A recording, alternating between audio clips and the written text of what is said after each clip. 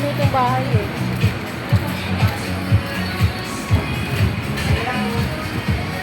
Maliliit yung mga Eh, di kasi ano na yan, Joy? Pag ito po yung kainan ulit. Ito daw, ano? Gusto niyo dito?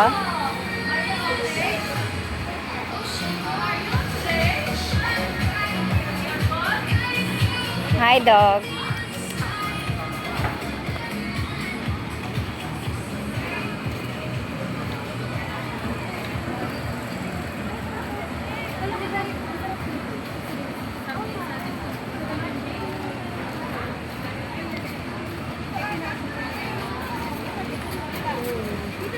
Yan po yun.